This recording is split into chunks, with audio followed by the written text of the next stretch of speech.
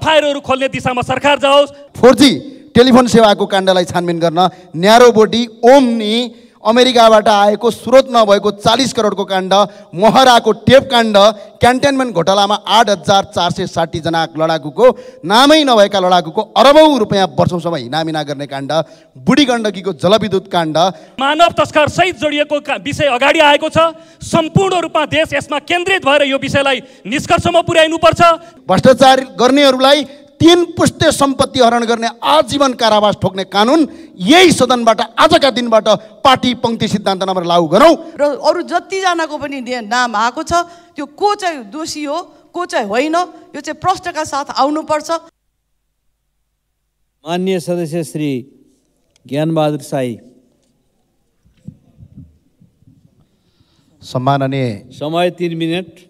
सम्माननीय सभामुख महोदय, माननीय सदस्यज्यूहरू, एउटा कथा भन्न चाहन्छु म। एउटा गाउँमा चोर आएछ। चोर आइसकेपछि गाउँलेले चोर आयो भनेर थाहा पाएछन् अनि सबै गाउँलेले चोर आयो भनेर बाहिर निस्केछन्।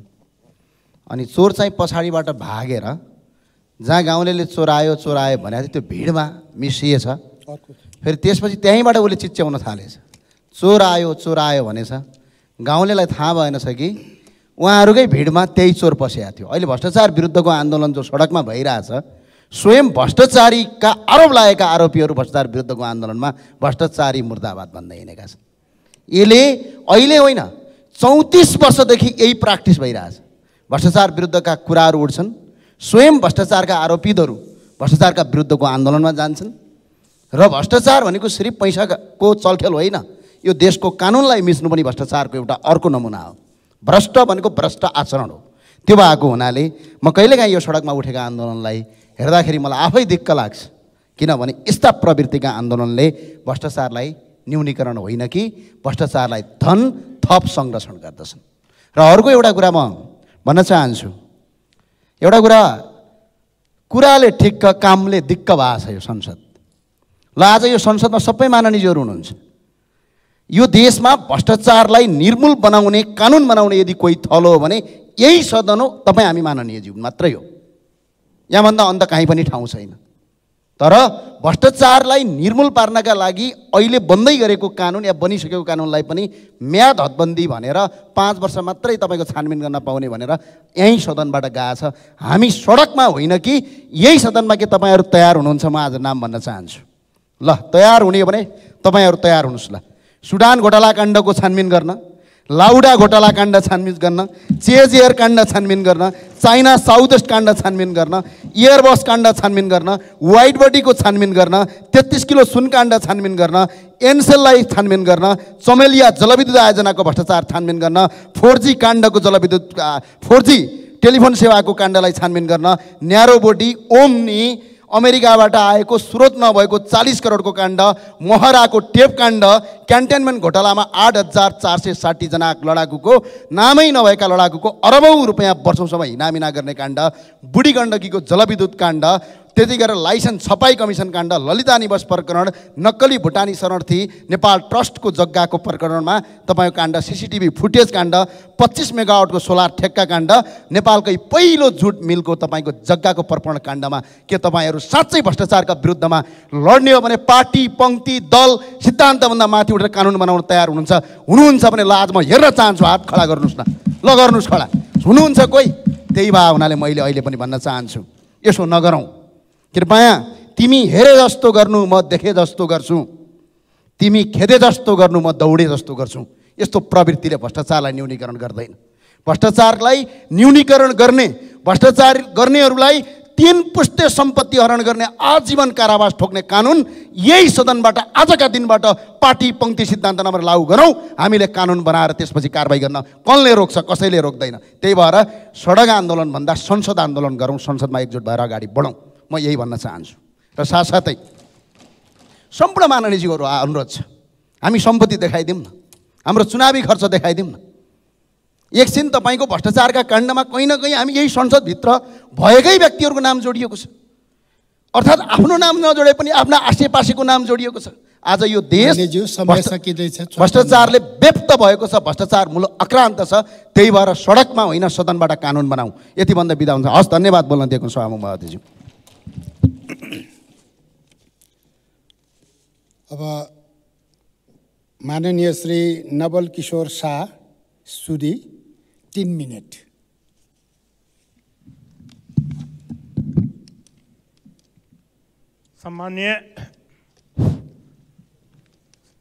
सम्मानीय सभामुख महोदय, अब 3 मिनट त अलि एकदम कम समय भयो, तर पनि ठिकै छ। कुन विषयमा बोलौँ? मलाई त लाग्छ अहिले जुन हामीहरूको सांसद सदस्यको हैसियतले यति ठुलो भ्रष्टाचारको सम्बन्धमा बोल्दाखेरि म पहिला आफ्नो देशप्रति धेरै आनन्दित थिएँ। मेरो देश नेपाल सम्पूर्ण विषयमा कुनै पनि यस्तो विषय छैन जसमा नेपालको कहीँ सानी छ। दुनियाँमा यस्तो कुनै पनि देश छैन। यो संसारको सर्वोत्कृष्ट देश हो र म यसको नागरिक, यसको सबैभन्दा शक्तिशाली सांसदको सदस्य छु भने एउटा सम्मान बोध गर्दथे। तर 2 महिनाको जुन अनुभव भएको छ, किनभनेदेखि म पहिला तपाईको प्रतिनिधि सभामा आएको छु। यो भन्दा म प्रदेशमा थिएँ र प्रदेशमा सामाजिक विकास मन्त्री हुँदाखेरि 5 सालसम्म सायद 7 प्रदेशमा एक्लै म थिएँ। कोही पनि 5 वर्ष हुन सक्नु भएन, तर म 5 वर्षसम्म त्यहाँ सामाजिक विकास मन्त्री भएर। अनि म के भन्न चाहन्छु भने यस्तो हाम्रो देश जो यो समयमा। मान्य सदस्य श्री दीपक गिरी 2 मिनट समय दिएको छ, त्यसभित्र राख्नु होला। सम्माननीय सभामुखज्यू, आज यस सदनमा, यस गरिमामय सदनका एउटा वरिष्ठ सांसद सञ्जय गौतम अहिले आमरण अनसनमा बस्नुभएको छ। हामी सुन्ने गर्थ्यौँ आमरण अनसन मुलुकका लागि, जसरी आयरल्यान्डका लागि बबी जोन्सन अनसन बसेका थिए, महामानव बिपी कोइराला करिबन 30 दिन राष्ट्रहितका लागि अनसन बस्नुभएको थियो।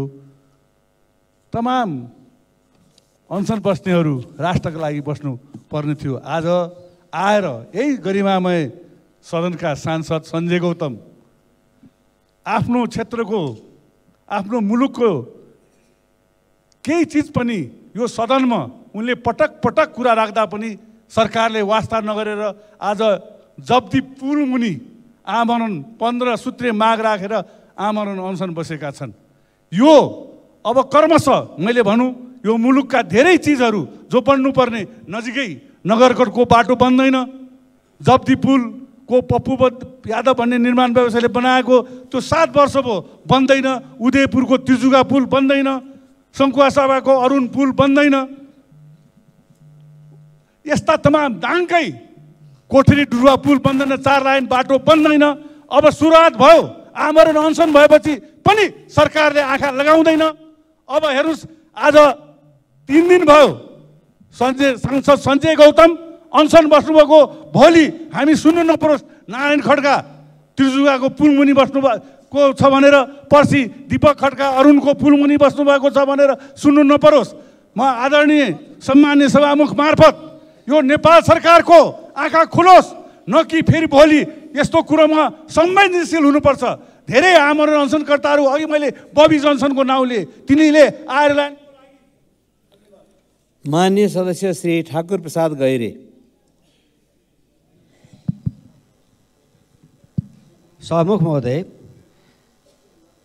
प्रतिनिधि सभाको 26 गते र 27 गतेको बैठकमा यो नेपालीलाई भुटानी शरणार्थी बनाएर बिक्री वितरण गर्ने मानव तस्करीको राष्ट्रघाती कामको विरुद्धमा यो सदनमा बुलन्द आवाज उठेको थियो र 27 गतेको बैठकमा स्वयं सभामुख महोदयले सरकारलाई संसदको तर्फबाट जानकारी गराउनको लागि रुलिङ पनि भएको थियो।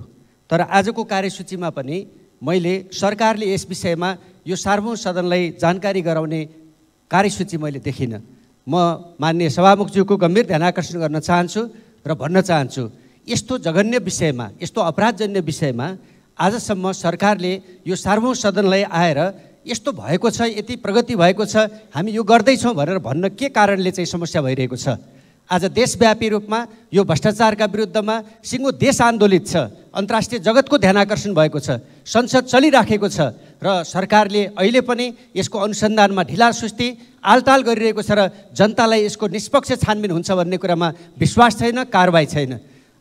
अस्ति 28, 29, 30 बसेको नेकपा एमालेको केन्द्रीय कमिटीको बैठकले संस्थागत रूपले यसमा निष्पक्ष छानबिन गर्न र दोषीलाई कारबाही गर्न माग समेत गरेको छ। यस सन्दर्भमा म आजको यो बैठकमा सरकारले यस विषयमा सदनलाई जानकारी दिनुपर्छ अनि मात्रै सदनको काम अगाडि बढ्नुपर्छ भन्ने कुरा म माग गर्न चाहन्छु, ध्यानाकर्षण गर्न चाहन्छु र यो जघन्य अपराधको निष्पक्ष छानबिन होस्, दोषीलाई कारबाही होस् र अन्य यो बिचमा चाहिँ जनप्रतिनिधिको नाममा, पार्टीको नेताको नाममा वा अरू कुनै पनि व्यक्तिको नाममा गरिने भ्रष्टाचारजन्य क्रियाकलापहरूलाई निरुत्साहित गर्न, दण्डनीय गर्न दृढतापूर्वक यो संसद उपस्थित हुनुपर्छ र सरकारले तदनुरूपको काम गर्नुपर्छ भन्ने कुरा म यो सदनको ध्यानाकर्षण गर्न चाहन्छु र सभामुखज्यूलाई त्यस अनुरूपको रुलिङ गर्नको निम्ति माग गर्दछु। धन्यवाद। माननीय सदस्य श्री माधव सापकोटा। सम्माननीय सभामुख महोदय, आज 59औं राष्ट्रिय विद्यार्थी दिवस। विद्यार्थीहरूले सुखद खबर सुन्नुपर्ने विडम्बना, आज त्रिभुवन विश्वविद्यालय र आरआर कलेजको लापरवाहीका कारण झन्डै 500 विद्यार्थीहरूको भविष्यमै प्रश्न चिन्ह खडा हुने गरिकन एउटा घटना अगाडि आयो जुन सार्वजनिक मिडियाहरूमा सनसनीपूर्ण रूपमा आएको छ। आरआर कलेजले भन्छ टियुको परीक्षा नियन्त्रण कार्यालयको गल्ती भयो, टियुको परीक्षा नियन्त्रण कार्यालय भन्छ आरआर कलेजको कमजोरी भयो। एकले अर्कालाई दोषारोपण गर्ने र 500 भन्दा बढ्ता विद्यार्थीहरूको जीवनमाथि खेलवाड हुने कार्य भइराखेको छ। 2 वर्ष अगाडि हुनुपर्ने परीक्षा ढिलो गरेर 2 वर्ष पछाडि भयो। 1 वर्ष लगाएर बल्ल बल्ल परीक्षाको नतिजा प्रकाशित भयो, त्यो पनि 500 विद्यार्थीहरूको नतिजामा अनुपस्थित देखियो।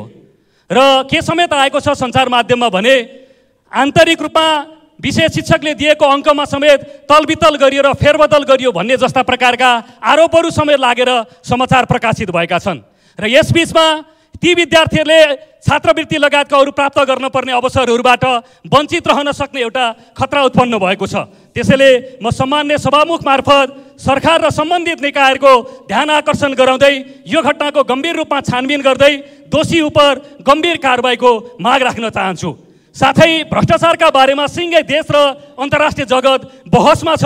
म सम्माननीय सभामुख मार्फत सबै मान्य सदस्य र सिङ्गो देशलाई के अपिल गर्न चाहन्छु भने अहिले मानव तस्कर सहित जोडिएको विषय अगाडि आएको छ। सम्पूर्ण रूपमा देश यसमा केन्द्रित भएर यो विषयलाई निष्कर्षमा पुर्याइनुपर्छ, त्यसपछि क्रमशः अरू विषयहरूमा जानुपर्छ, न कि विषयलाई विषयान्तर गर्ने र यो विषयलाई कमजोर पार्नका लागि अरू विषयहरू उठाउनु भनेको अन्ततः भ्रष्टाचारलाई नै मद्दत पुर्याउने हो। त्यसैले अहिले चलिराखेको मानव तस्कर सहितको यो विषयलाई निष्कर्षमा पुर्याएर थप फाइलहरू खोल्ने दिशामा सरकार जाओस्। धन्यवाद। लाल सलाम। माननीय सदस्य श्री दिगपाल शाही।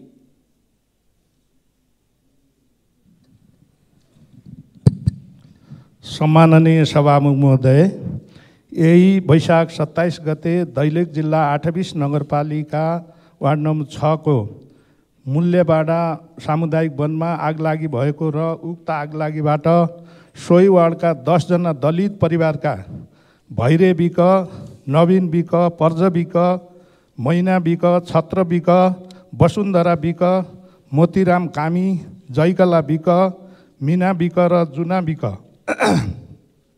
आगोको घेरामा परि गम्भीर घाइते भएका थिए। घाइतेहरूलाई उद्धार गरी राकम कर्णाली स्वास्थ्य चौकीमा सामान्य उपचार गरेर 2 जनालाई घर फर्काइएको र 8 जनालाई नेपाली सेनाको हेलिकप्टरबाट नेपालगञ्जमा थप उपचारको लागि ल्याइएको थियो। उपचारकै क्रममा घाइते भैरे बिकको निधन भयो। बाँकी 7 जना मध्ये 2 जनालाई नेपालगञ्जमा र 5 जनालाई भोलिपल्ट बिहान नेपाली सेनाको हेलिकप्टरबाट काठमाडौँ ल्याई हाल कीर्तिपुर अस्पतालमा उपचार भइरहेको छ। मृतक भैरव विकको प्रति हार्दिक श्रद्धाञ्जली अर्पण गर्दछु र उपचाररत घाइतेहरूको शीघ्र स्वास्थ्य लाभको कामना व्यक्त गर्दछु। मृतक भैरव विकका परिवारलाई राहत उपलब्ध गराई बालबच्चाको पठन पाठनमा सहयोग गरिदिनु हुन नेपाल सरकारलाई हार्दिक अनुरोध गर्दछु।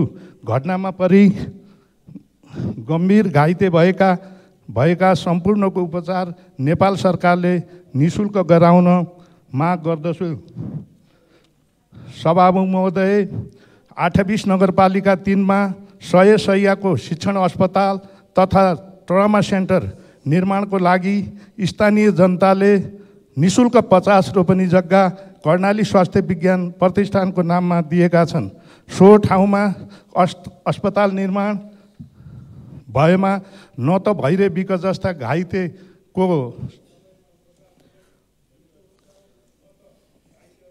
माननीय सदस्य श्री मनीष झा। सम्मानीय सभामुख महोदय, विश्वमा भएको लामो आन्दोलनहरूमध्ये भारतमा कृषक आन्दोलन, थाइल्यान्डमा रेड टी सर्ट मुभमेन्ट जुन मध्यमवर्गीयहरूलाई असमानताको व्यवहार गरियो, राज्यको हेपाहा प्रवृत्ति विरुद्ध भएको अरब स्प्रिङ र anti corruption movement in Brazil, यो विश्वको लामो आन्दोलन र मुभमेन्टहरूको केही उदाहरणहरू हुन्। तर यो सबैमा एउटा समानता छ। त्यो समानता भनेको राज्यबाट भएको हेलचक्राइ र कमजोरीहरू। हाम्रो देशमा पनि एउटा अहिले ठुलो अपराध, देशद्रोही र भ्रष्टाचारको मुद्दा चर्चामा छ। यसमा इन्स्टलमेन्टमा संदिग्धहरूको, यसमा शङ्कास्पदहरूको इन्स्टलमेन्टमा नाम आउँछ र उनीहरूलाई आफ्नो मोबाइल फर्म्याट गर्ने, लुक्ने, समाचारहरू सुल्झाउने र आफूले योजनाबद्ध रूपमा सार्वजनिक हुने मौकाहरू पाइरहेका छन्। केहीहरू त फरार पनि हुँदैछन् रे भनेर सुनिन्छन्। यस्तो किन हुन्छ? 3 दलका शीर्ष नेताहरू पटक पटक भेटिरहेको समाचार हामी सुन्छौँ।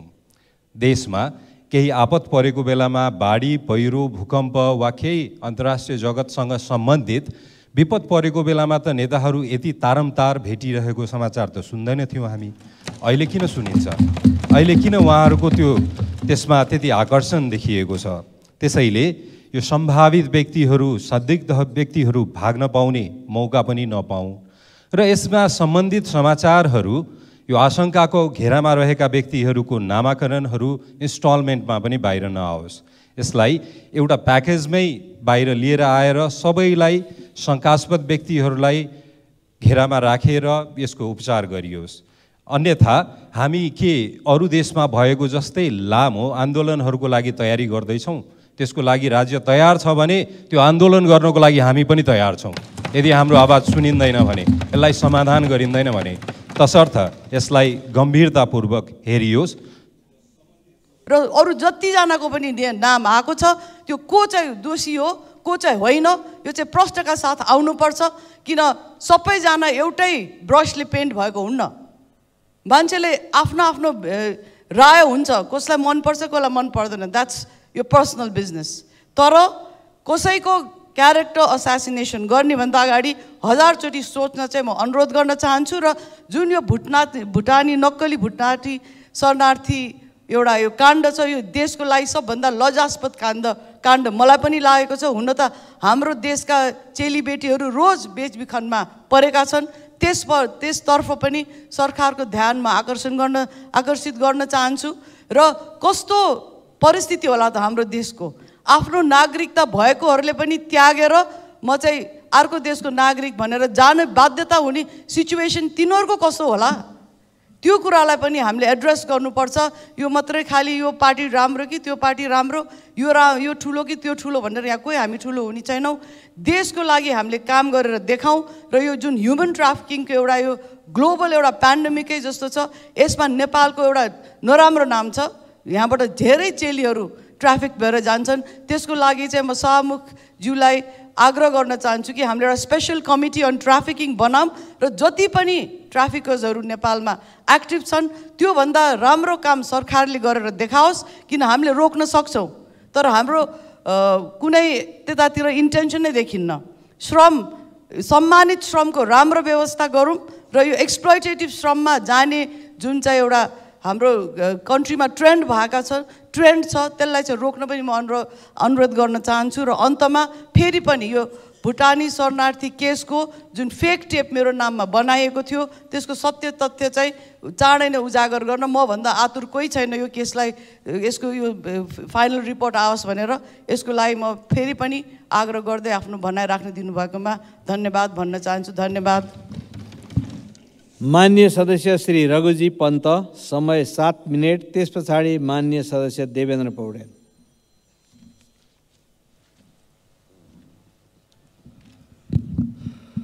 सभामुख महोदय, म आज आफ्ना पुराना मित्र प्रजातान्त्रिक आन्दोलनका एकजना नेता, लेखक, सम्पादक र नेपाली काङ्ग्रेसको इतिहासको प्रारूप भन्ने दुईटै महत्त्वपूर्ण कृतिका लेखक श्री पुरुषोत्तम बस्नेतप्रति हार्दिक श्रद्धाञ्जली व्यक्त गर्न चाहन्छु। उहाँको निधनमा नेपालले एक निष्ठावान लोकतान्त्रिक योद्धा गुमाएको छ। उहाँका परिवारजनप्रति संवेदना पनि व्यक्त गर्न चाहन्छु। अर्को एउटा कुरा सुन्दा पनि बडा नरमाइलो लाग्यो।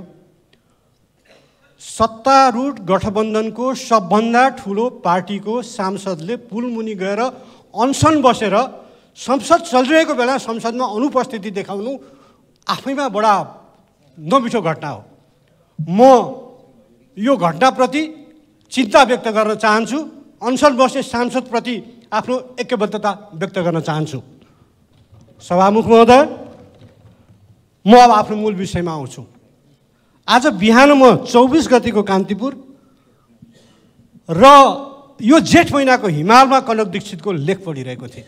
त्यो दुईटा मलाई बडा कनेक्टेड लाग्यो। केही समय अगाडि हाम्रो यही सांसदका माननीय सांसद गृहमन्त्री रवि लामिछाने गृहमन्त्री हुनुभएको बेलामा नेसनल आइडी सम्बन्धी एउटा ठेक्का सरकारले रद्द गर्यो। त्यो रद्द गर्नुका विभिन्न कारणमध्ये एउटा कारण के दिएको थियो भन्दाखेरि त्यो ठेक्का दिँदाखेरि नेपालको एउटा चाहिँ नेसनल आइडीमा रहेका नामहरू लगायत गोपनीय जानकारीहरू विदेशीको हातमा जान्छ भनेर तर्क दिएको थियो। त्यो तर्क मलाई पनि उचित लागेको थियो। तर त्यस्तो तर्क गर्ने सरकारले भारत भ्रमणका लागि भनेर एजेन्डा तय गर्दा सभामुख महोदय नेपालको अर्को वित्तीय गोपनीयता विदेशीलाई सुम्पने काम गर्दैछ। 24 गतेको सभामुख महोदय, म यो कान्तिपुर सभामुख महोदय यहाँ छ, मसँग मुख्य समाचार छ। त्यो समाचार के भन्दाखेरि राष्ट्र बैंक र नेपालका वित्तीय संस्थाहरू मिलेर बनाएको एउटा वित्तीय डिजिटल भुक्तानी प्रणाली, भारत र नेपालको बिचमा हुने डिजिटल भुक्तानी प्रणालीलाई त्यो समर्थन गर्न राष्ट्र बैंकले प्रधानमन्त्रीको भारत भ्रमणमा एजेन्डा बनोस् भनेर परराष्ट्र मन्त्रालयले चिठी लेखेको छ। तर दुःखको कुरो भारतीय दूतावासको दबावमा, यो मेरो भनाइ होइन, कान्तिपुरमा छापिएको छ, भारतीय दूतावासको दबावमा राष्ट्र बैंक इन्भल्भ कम्पनीलाई नदिएर भारतीय कम्पनी जीएसआईलाई त्यो ठेक्का दिने प्रपञ्च, त्यो प्रस्ताव सरकारले लाँदैछ। भारत भ्रमणको क्रममा एजेन्डा बन्दैछ। नेपालले स्थापित गरेको कम्पनी 1 नम्बरमा छ र त्यसको लगानी 78 करोड रुपियाँ छ। भारतीय कम्पनी 10औं नम्बरमा छ र त्यसको लगानी पुँजी 10 करोड छ। बडा गजब छ। मलाई चिन्ता के लाग्यो भन्दाखेरि कि 10 दिन अगाडि गर्ने एउटा निर्णय त्यही तर्कमा कि गोपनीयता, नेपालको गोपनीयता विदेशी हातमा जान्छ भन्ने, अनि नेपालको वित्तीय गोपनीयता चाहिँ विदेशीको हातमा जानु हुने? नेपालको कम्पनी हुँदाहुँदै, राष्ट्र बैंक इन्भल्भ भएको कम्पनी हुँदाहुँदै प्रधानमन्त्रीले त्यो आग्रहलाई लत्याएर यो एजेन्डा बनाइयोस् भनेर परराष्ट्रलाई राष्ट्र बैंकले चिठी लेखेको छ। त्यो योजना लत्याउने अनि अर्को कम्पनी, विदेशी कम्पनीको लागि प्रधानमन्त्री दबावमा पर्ने? सभामुख महोदय, म आज यहाँ सबै मान्यहरूलाई पनि भन्छु कि कनक दीक्षितको हिमालमा छापेको लेख यो जेठ महिनाको हेरौँ। त्यो उहाँको भारतको प्रसिद्ध अनलाइन द वायरमा छापिएको अङ्ग्रेजी लेखको अनुवाद हो। त्यहाँ कसरी भारतीय गुप्तचर संस्थाहरूले र भारतीय संस्थापनले नेपालका राजनीतिक दलहरूभित्र हस्तक्षेप गरिरहेको छ, कसरी नेपालभित्र हस्तक्षेप गरिरहेको छ र कसरी नेपालभित्र खेलिरहेको छ भन्ने विषयमा विस्तृत चर्चा छ। र मलाई बडा गजब लाग्यो। हाम्रो प्रधानमन्त्री भारत जान्छु जान्छु भन्नुहुन्छ, भारत भ्रमण सरेको सरै छ, फेरि कहिले हुने हो थाहा छैन।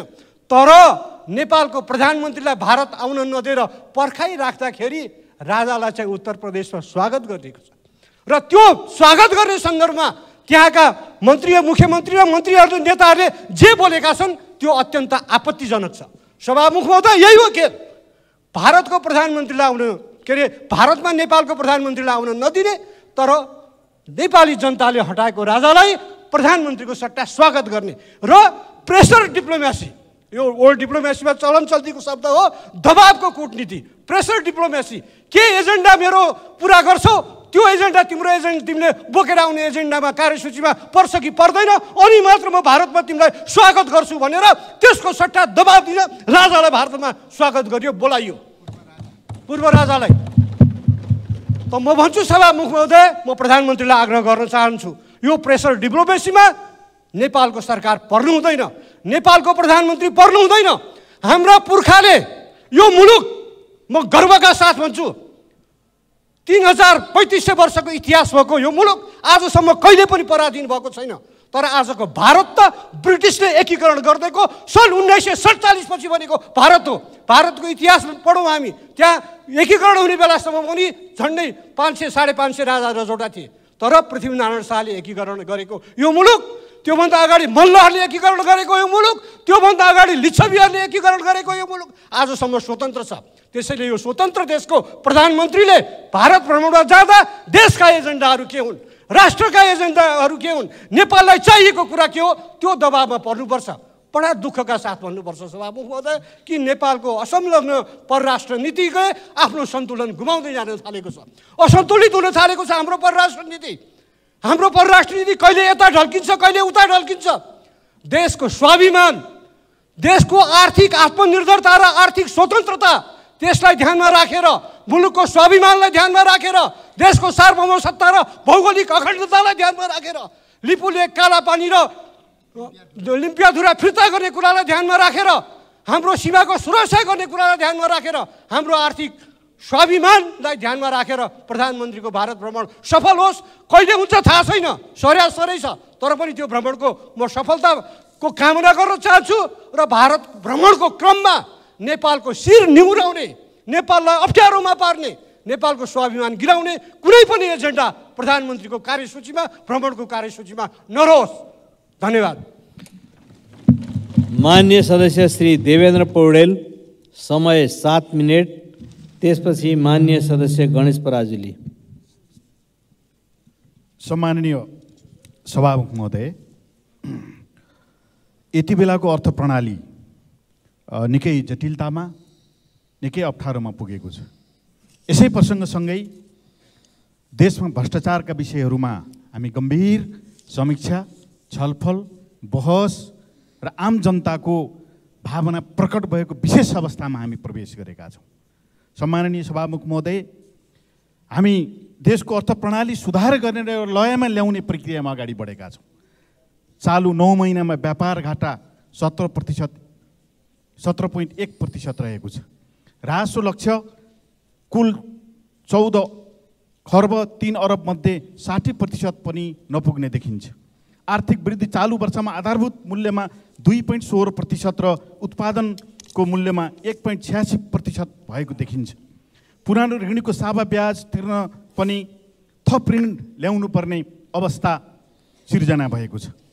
दाताहरूबाट अपेक्षा गरिएको 55 अरब मध्ये 9% मात्रै आएको देखिन्छ र यो देशको चाहिँ अवस्था हो। निजी क्षेत्रले मात्रै 70% रोजगारी, 82% आर्थिक उत्पादकत्व र 85% बैंकिङ लगानी, सार्वजनिक यातायातमा मात्रै 98% लगानी गरेर देशको यो अहिलेको चाहिँ अवस्थामा आर्थिक क्षेत्रमा टेवा पुर्याएको हामी पाउँछौँ। र यति बेला मिटर ब्याजीको अवस्था, यति बेला व्यवसायीको अवस्था, यति बेला ब्याङ्कबाट लोन लिएका नागरिकहरूको अवस्था जटिल बनेको छ। र यही अवस्थामा यति बेला हामी सबैले सुनेको यो खास गरी यो नेपाली नागरिकलाई विदेशी बनाएर, नेपाली नागरिक त पनि विदेशी बनाएर अर्को देशमा पठाउने गम्भीर प्रकारको घटना सार्वजनिक भएको छ। यो घटनामा कतिपय मान्यहरूले यहाँ सरकारको बारेमा प्रश्न उठाउनु भएको छ। मैले त सरकारलाई हार्दिक धन्यवाद दिन चाहन्छु। राम्रो काम गरेको बेलामा इमान्दारितापूर्वक समर्थन गर्न डराउनु हुँदैन। यो भ्रष्टाचारको विषय पक्ष र प्रतिपक्षको विषय होइन, यो साझा हामी नागरिकहरूको नेपालको साझा विषय हो। के नेपाल सुशासन नभएको देश हो सम्माननीय सभामुख महोदय? के न्याय लुटिएको देश हो? के चाहिँ कानुन मरेको देश हो? जिम्मेवारी समाप्त भएको देश हो? दायित्व गुमनाम भएको देश हो र जवाबदेहिता नभएको देश हो र सम्माननीय सभामुख महोदय? यदि यी विषयहरूको प्रत्याभूति दिलाउने देशको रूपमा हामी परिचित हुनु छ भनेदेखि भ्रष्टाचारको यो अभियानमा हामी साझा सङ्कल्पका साथ अगाडि बढ्न जरुरी छ। आरोप प्रत्यारोप होइन, एउटा विषयको छानबिन चलिरहेका बेलामा अर्को विषय उठाइदिएर सम्पूर्ण मान्यजीहरूसँग म विषय अनुरोध गर्न चाहन्छु, त्यस प्रकारले विषयान्तर नगरौँ। अहिले यति बेला भुटानी शरणार्थीहरूको विषय गम्भीरतापूर्वक उठेको छ। सबै मिलेर यो खास गरी 875 जनासित सम्बन्धित रहेको यो विषयमा सत्य तथ्यलाई एउटा निष्कर्षमा पुर्याउनुको निम्ति सरकारलाई, हामी सबैले सम्बन्ध निकायहरूलाई सहयोग पुर्याउनु पर्ने यति बेलाको हामी सबैको साझा कर्तव्य र दायित्व हो। किनभने यो विषयका कारणले भुटानमा रहेका त्यहाँबाट साँच्चीकै शरणार्थी भएकाहरू त यसै पनि लज्जित बनेका छन्।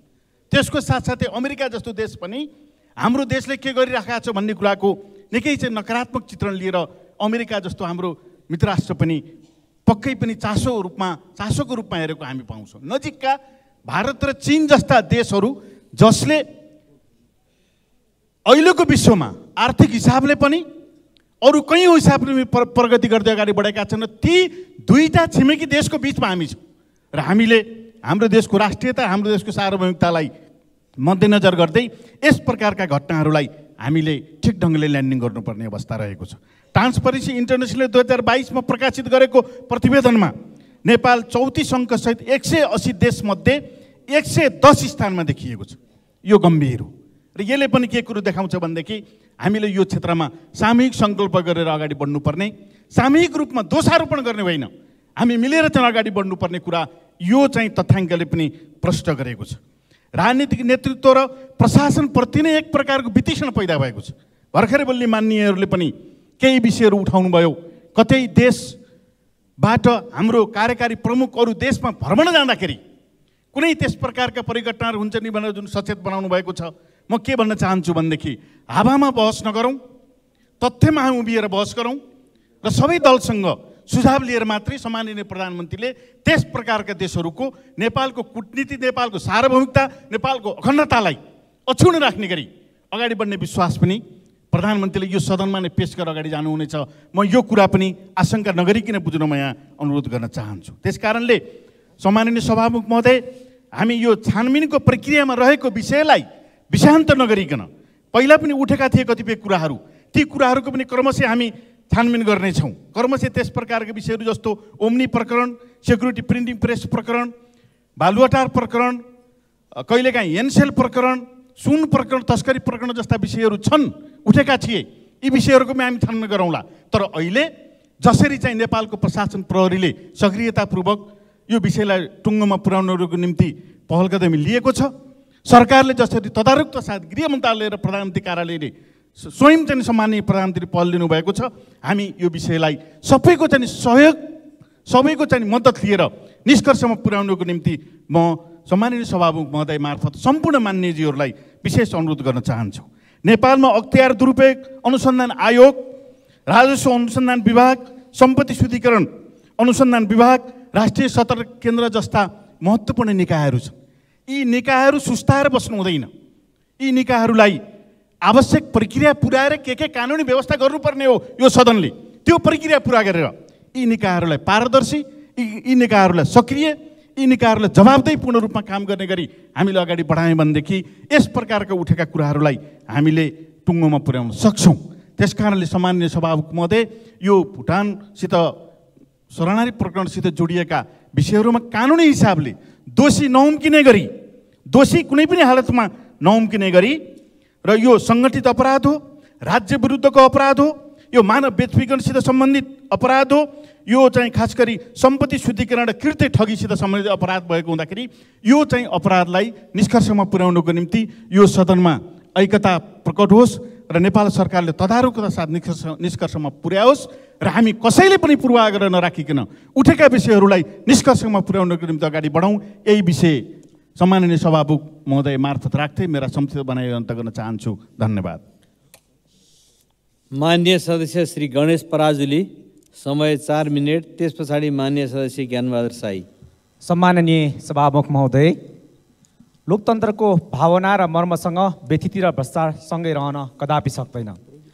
शान्ति र अमन चयन, मानव अधिकारको संरक्षण, परराष्ट्र नीतिको सञ्चालन, सामाजिक सुरक्षा, संवैधानिक हकहरूको संरक्षण, नागरिक स्वतन्त्रता र अस्मिताको सुरक्षा जस्ता महत्त्वपूर्ण दायित्व लोकतान्त्रिक सरकारको प्रमुख जिम्मेवारी हो।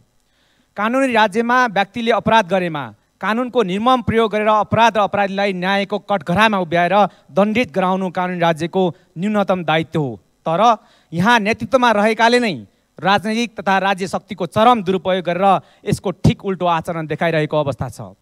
राज्य संयन्त्र सञ्चालनमा उच्च तहका राजनैतिक तथा प्रशासनिक व्यक्तिहरू नै आफै जघन्य अपराध तथा व्यथित र भ्रष्टाचारमा लिप्त भएको बलियो शङ्काको घेरामा देखिएको अवस्था उजागर हुँदा राष्ट्रिय तथा अन्तर्राष्ट्रिय जगतमा नै आज सम्पूर्ण नेपाली जनताले ज्यादै लज्जाको बोध गरिरहनु परेको अवस्था छ। सभामुख महोदय, अपराधी र भ्रष्टाचारीको न कुनै जात हुन्छ न कुनै धर्म। भ्रष्टाचारी केवल अपराधी मात्र हुनुपर्ने हो र सम्पूर्ण राष्ट्रको शत्रु हुनुपर्ने हो। तर यस सम्मानित सदनमा आफ्नो पार्टीको नेता कुनै पनि अपराधमा मुछिँदा उसको बचाउमा निकै निष्कृष्ट नाटक मञ्चन भएको देख्ने गरिन्छ र त्यस्ता नाटक मञ्चन जिम्मेवार भनिएका दल जसले आम नेपाली जनतालाई सुशासनका जुट्टा बाचा गरेर आउनुभएको छ। खबरदार, अब यस्तो नाटक मञ्चन गरेर जनतालाई भ्रम छर्ने तथा मुद्दालाई विषयान्तर गरी जनतालाई झुक्क्याउने खेल अब नगरियोस्। यस सम्मानित सदनमा आम नेपाली जनताले अनुमोदन गरेर पठाएको राष्ट्रिय स्वतन्त्र पार्टीको सशक्त उपस्थिति पनि छ भन्ने कुराको हेक्का राखियोस्। वर्तमान गृह प्रशासनले भुटानी शरणार्थीसँग जोडिएको राज्य विरुद्धको अपराध तथा व्यथिति निवारणको लागि देखाएको सक्रियतालाई धन्यवाद दिँदै यसलाई गन्तव्यमा पुर्याउन खुट्टा नकमाई अगाडि बढ्न अनुरोध गर्दछु।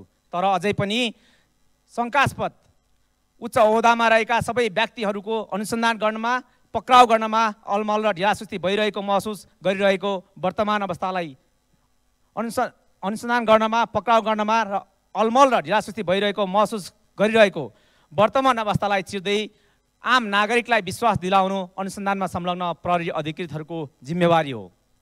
सदा चाहिँ यतिखेर राष्ट्र सेवक नेपाल प्रहरीलाई आम नेपालीको साथ रहेको छ, सँगसँगै मेरो पार्टीको पनि पूर्ण साथ रहेको, सहयोग रहेको जानकारी गराउँदछु। तसर्थ हिम्मतका साथ अगाडि बढ्न, दायाँ बायाँ नहेर्न, कर्तव्य निर्वाह गर्न, माथिकाहरूको आदेश नफर्कन, अनुसन्धान र अभियोजन गर्न अधिकृतहरूलाई दह्रो पाइला टेक्न अनुरोध गर्दछु, आग्रह पनि गर्दछु। सभामुख महोदय, आफ्नै देशका नागरिकलाई नागरिकता च्यात्न लगाएर अनागरिक बनाएर नक्कलै भुटानी शरणार्थीको नाउँमा तेस्रो देशमा बेच्न ठुलो धनराशि असुल्न उद्धत तस्करहरू, ठगहरू जोसुकै हुन्, त्यस्ता संलग्न अभियुक्तहरूलाई कानुनी कठघरामा ल्याएर दण्डित गर्न मौजुदा कानुनमा कुनै कमी नरहेको हुँदा आम जनतालाई भरोसा हुने गरी कानुनी राज्यको आभास गराउन अब कुनै पनि बहानामा ढिला गरिनुहुन्न। सभामुख महोदय, राज्यको सङ्गठित अपराध निवारण ऐन 2070, भ्रष्टाचार विरुद्धको राष्ट्रसङ्घीय महासन्धि 2003, मुलुकी अपराध संहिता 2074 को दफा 249 को ठगी सम्बन्धी व्यवस्था लगायतका कानुनहरूको भरपूर प्रयोग गरेर यसमा संलग्न माथिल्लो तहका संरक्षकहरू, इन्फोर्सरहरू, फिक्सरहरू, क्लिनरहरू र लाउन्डरहरूको समेतको संलग्नतालाई भित्री तहसम्म पुगेर निष्पक्ष अनुसन्धान अगाडि बढाउन तथा दोषी कसैलाई पनि राजनैतिक आवरण वा त्यस्तो कुनै बहानामा उन्मुक्ति दिने प्रयास नगरियोस् भनी सभामुख मार्फत सरकारको ध्यानाकर्षण गराउँदै गृहमन्त्रीज्यूलाई सदनमा उपस्थित भई कारबाही प्रक्रियाको यथार्थ जानकारी सदनलाई जानकारी गराइयोस् भनी अनुरोध गर्दछु। धन्यवाद।